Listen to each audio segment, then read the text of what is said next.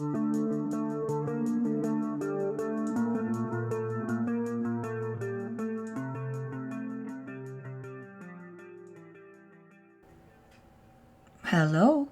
welcome to Animals Attack. I'm your host, Leslie Garcia, and today's story is titled Tragedy at Laird River Hot Springs in British Columbia. So, while it is undeniable that BC is home to black bears, brown bears, and Sasquatch, it is safe to say that attacks do happen, but killings are generally a rare occurrence. But all joking aside, on August the 14th, 1997, 2 lives were lost and several forever changed.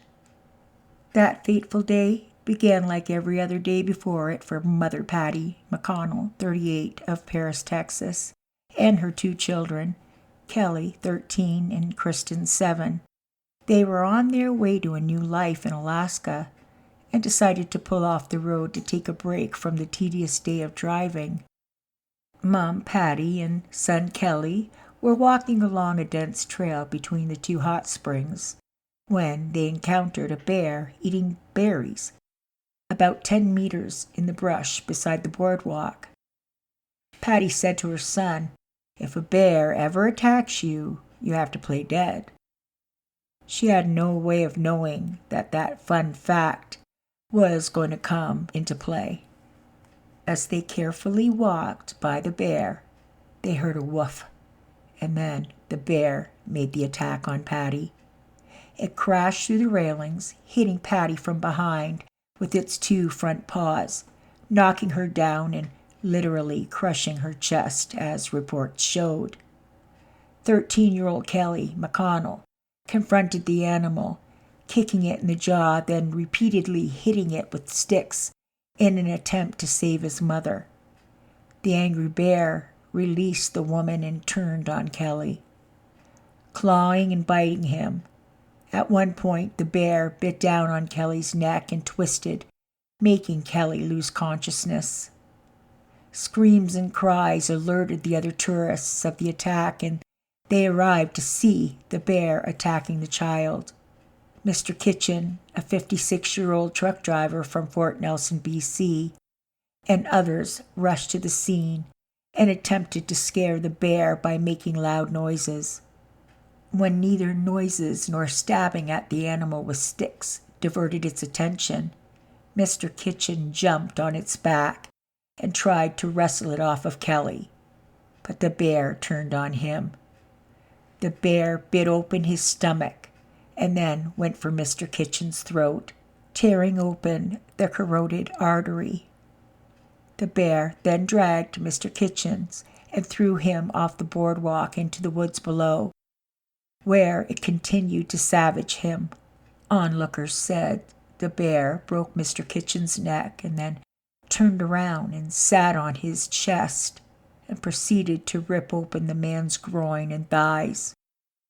Onlookers tried to beat the bear off with tree limbs and branches.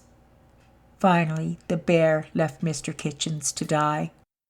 Frank Headingham, 71, and Ingrid Bailey, a wilderness firefighter, arrived on the scene to help and found Patty McConnell and her son on a section of the boardwalk, and a bleeding and badly injured body of Mr. Kitchens laid nearby. Mr. Headingham had rushed to the scene and began pounding on the animal's head with a tree branch, causing it to retreat. While Mr. Headingham and Bailey attempted to stop the bleeding from Kelly's and Patty's wounds, the Bruin returned and tried to grab the boy's arm and his mother. Headingham attempted to drive the bear off using a piece of ball and tree, but could not force the bear to retreat until it charged and he kicked it in the face. More people arrived on the scene to help by now.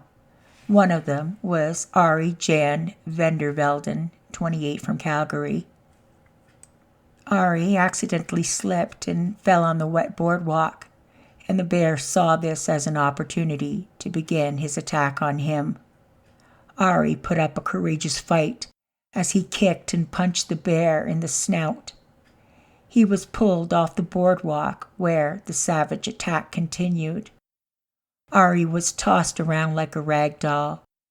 He found himself trying to protect his head and vital areas, and the bear started biting and chewing on his leg.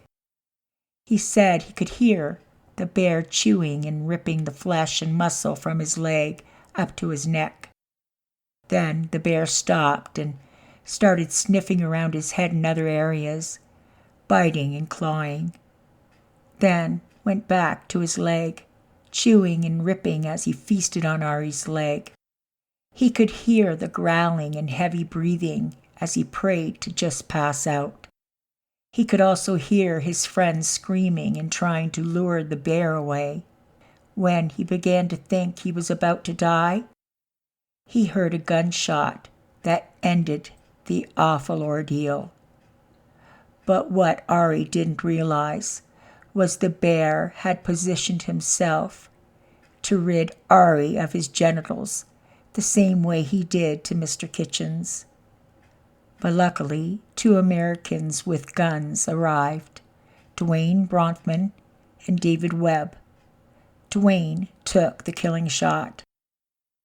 A 20-year-old Calgary man was also bitten, but asked to remain anonymous.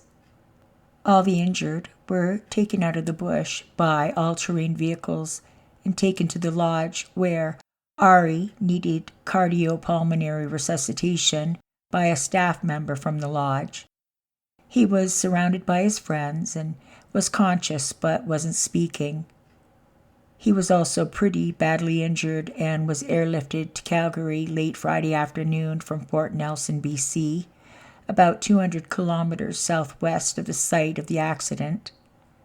Kelly was flown to hospital in Vancouver, and Kristen McConnell was unscathed, thank God, and stayed with an RCMP officer and his family until her grandmother could arrive from Texas. After a necropsy was performed on the bear, it was discovered that the bear was more than 16 years old and was in a stage of starvation. Patty McConnell died that afternoon, but thanks to the courage of Ray Kitchen, Ingrid Bailey, Frank Henningham, and the others, Kelly McConnell and Ari van der Velden survived. Flown out to the hospital, they both eventually recovered from their terrible wounds.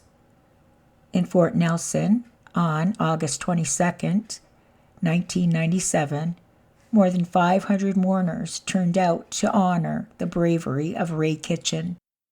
In a letter to Kitchen's wife, U.S. President Bill Clinton wrote, "The heroism and selflessness that your husband displayed coming to the aid of Patty and Kelly McConnell is an example of all that is noble and good in human nature." From Canada, Kitchen received the Star of Courage posthumously in September 1998. Frank Henningham, Kelly McConnell, Ingrid Bailey, and Brad Westervolt were also awarded decorations for bravery. And that is the end of that story. You know, I have to say, it gives me a great feeling to know that there are people who really are willing to stand up, even in today's society, and face life or death, to be able to protect somebody else. I think that's a really cool thing.